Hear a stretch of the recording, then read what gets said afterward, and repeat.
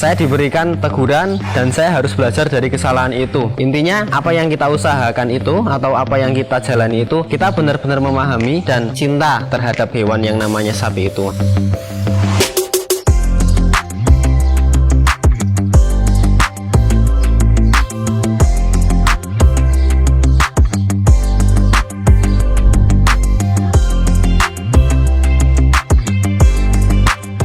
Assalamualaikum warahmatullahi wabarakatuh. Perkenalkan, di sini saya Hermawan. Alamat saya ada di Purworejo, tepatnya di Desa Depok Rejo, Kecamatan Ngombol, Kabupaten Purworejo, Jawa Tengah. Pertama saya mulai bisnis peternakan khususnya sapi itu setelah saya lulus dari SMA. Saya SMP SMA di pondok pesantren. Setelah itu saya memang ada tuntutan, ada istilah kata kalau di keluarga kami itu satu keharusan untuk usaha. Nah, kebetulan saya terjun di dunia peternakan. Kebetulan waktu itu paman saya atau Pak Lek saya mempunyai 2 ekor sapi, Mas. Itu betina dan jantan. Setelah saya melihat sapi itu kok makannya beda dari hewan-hewan yang lain. Maksudnya ada kepuasan tersendiri untuk memberi makan, seperti minumnya kok habis 2 ember, kadang 4 ember seperti itu. Akhirnya saya senang dan cinta terhadap hewan yang namanya sapi itu, Mas. Hampir semua orang, hampir semua pengusaha, hampir semua kalangan ya, pasti di bidang usaha itu pernah jaya terlalu jatuh. Nah, jadi perdana saya usaha sapi itu memang cukup manis. Dalam artian pertama saya jualan sapi itu habis 56 ekor. Itu karena ya mungkin peluangnya cukup banyak. Dalam artian peluangnya cukup banyak, saya memang sedikit hiperaktif, ataupun kalau orang Jawa nyebutnya saya tidak tahu malu lah. Ada orang gitu saya berani menawarkan, Mas. Ada wali santri, ada ustadz, ada guru saya, Pak Guru saya jualan kurban gitu. Jadi saya berani seperti itu, memang karakter saya seperti itu dan tidak disangka-sangka memang, Mas. Mungkin porsi atau makom bagi saya setelah lulus SMA itu ya mungkinlah per bulan cukup 1-2 juta. Kok saya mengantongi uang sebanyak itu? Ya terlalu berlebihan, akhirnya saya mungkin jatuh. Saya sempat rugi 104 juta rupiah. Saya nangis, Mas. Dalam tanda kutip rugi itu adalah rugi pakan. Jadi saya pelihara lebih dari 4 bulan, 8 bulanan, dan kos 1 bulannya lebih dari 10 juta. Itu habis untuk pakan doang 104 juta, dan sapi tidak kunjung gemuk, tetap malah ada yang tambah kurus begitu. Nah, setelah itu mungkin saya baru memahami, saya diberikan teguran dan saya harus belajar dari kesalahan itu.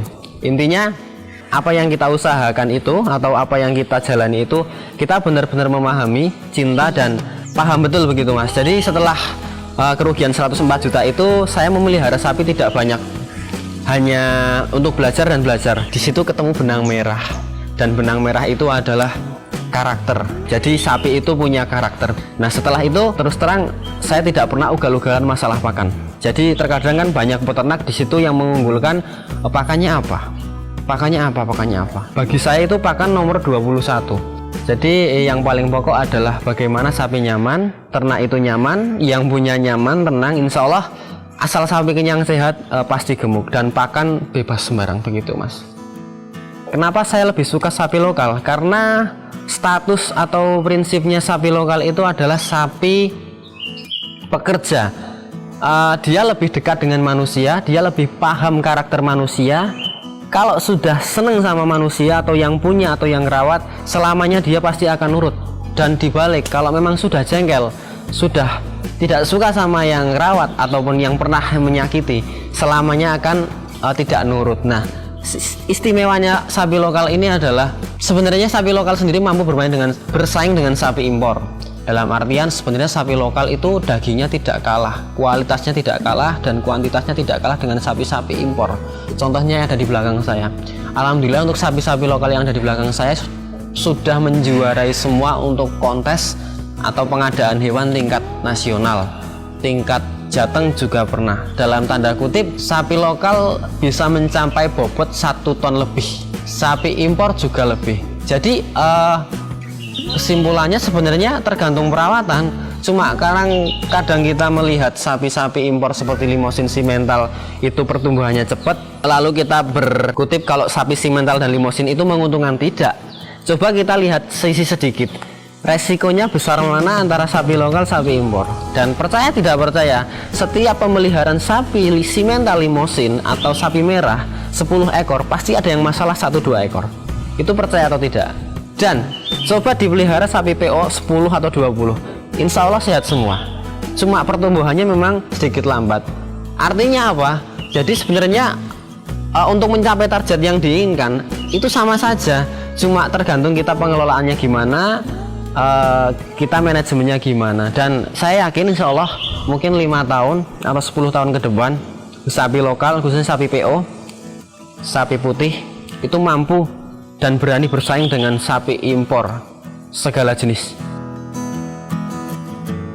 Nah, kalau perawatan sapi lokal sendiri itu cukup mudah mas, pakan sedikit nggak perlu banyak, pakan enak pakan nggak enak cukup sedikit. Yang kedua cuma butuh berjemur. Jadi pemahaman orang kadang sapi kalau dijemur susut, sapi kalau dijemur kadang berkurang dagingnya dan lain sebagainya. Tidak, yang berkurang itu keringatnya. Nanti kalau dikasih minum, dikasih air mandi itu kembali lagi kok.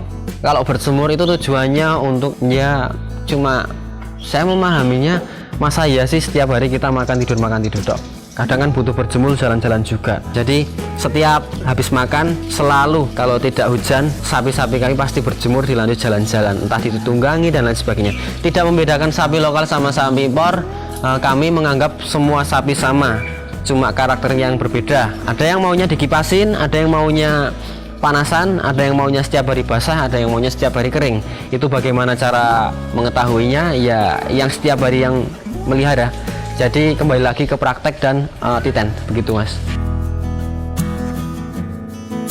Bagaimana cara melihat sapi prospek besar atau prospek 1 ton dengan sapi yang tidak bisa besar tapi bisa gemuk? Itu kembali lagi ke genetik. Pertanyaannya adalah, mas pakannya apa kok bisa gede-gede banget kayak gitu? Pakan lagi, jangan salahkan pakan, jangan unggulkan pakan. Karena apa? Ya prinsip kita sama, mungkin sapi sama manusia ya, asal kenyang sehat pasti gemuk. Tapi kalau kita kenyang makan banyak, pikirannya stres seperti saya sekarang skripsi gitu, mungkin kurang. Jadi kembali lagi ke kita, yang penting sehat, tenang, bahagia, kenyang itu pasti gemuk. Nah catatannya satu, bedakan antara sapi gemuk dan besar. Kalau sapi besar itu tinggi panjang, gede tinggi panjang, tulangnya besar, kulitnya tebal, itu besar. Kalau sapi gemuk ya udah dagingnya banyak. Jadi kembali lagi membedakan sapi yang, cara memilih sapi yang bisa besar sama yang tidak bisa besar adalah ke genetik. Kalau ayahnya itu lebih detailnya ya, kalau ayahnya atau pejantannya dan indukannya atau betinanya gede, itu insya Allah pedetnya atau anaknya nanti bisa gede juga. Lain hal dengan sapi yang mungkin punten nun sewu, indukannya kecil, pejantannya kecil, itu bisa gemuk banget, tapi kalau tinggi panjang gede mungkin susah. Itu untuk gambaran secara nyata seperti itu mungkin ya.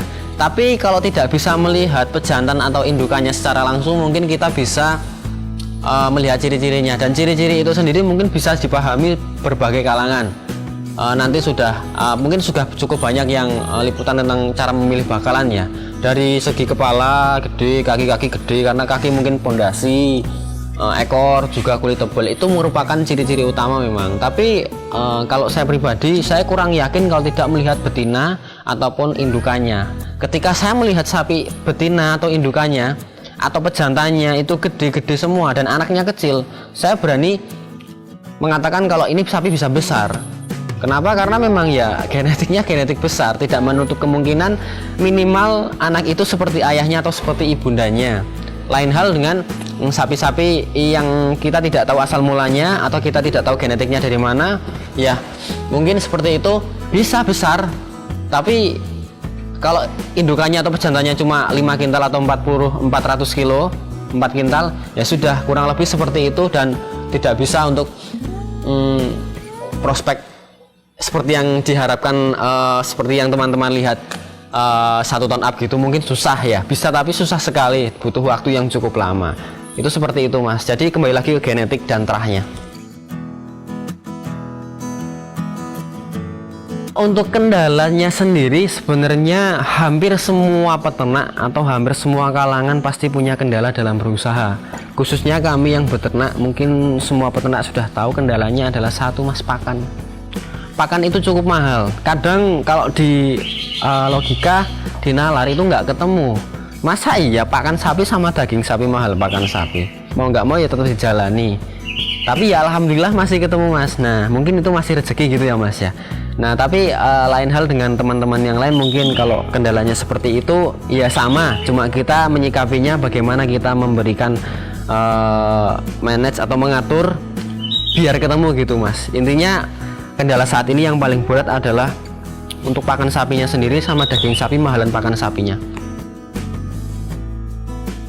Terima kasih untuk pemirsa sedulur semua. Alhamdulillah saya Hermawan juga membuka usaha. Di situ baik kita usaha bareng, join, kita tukar pikiran boleh, kita belajar bareng boleh, membeli sapi boleh, menjual sapi boleh. Nah kesempatan tahun ini, bulan ini saya masih berfokus pada penjualan hewan kurban. Untuk harga-harga sapi kurban kami cukup ekonomis, berkualitas insya Allah dan amanah pastinya. Dan kami selalu memberikan perawatan segala hal, dari perawatan kesehatan, kecacatan, pakan, biaya ongkir, sampai hari H atau hari yang ditentukan penyembelihan. Bahkan penyembelihan pun kami menerima jasa penyembelihan karena memang sudah mendapat sertifikat atau legalitas dari MUI, Majelis Ulama Indonesia begitu. Nah untuk sapi-sapinya sendiri harganya mulai dari 18 juta sampai harga berapapun ada kami insya Allah. Untuk kontak kami sendiri, Facebook saya Setia Hermawan, lalu untuk channel YouTube saya juga ada mas, Setia Farm juga. Instagram kami juga ada @setiafarm. Oke teman-teman semua, terima kasih sudah menonton channel Cap Capung. Jangan lupa like, comment, share, subscribe juga. Buat sedulur semua, apabila banyak pertanyaan, banyak yang kurang jelas, bisa dikutipkan di kolom komentar. Nanti harapannya juga untuk pertanyaan kepada saya bisa langsung japri. Dan terima kasih sudah menonton pula. Banyak tutur kata yang kurang berkenan bagi bapak atau antum semua, saya mohon dimaafkan. Billahi taufik wal hidayah. Assalamualaikum warahmatullahi wabarakatuh.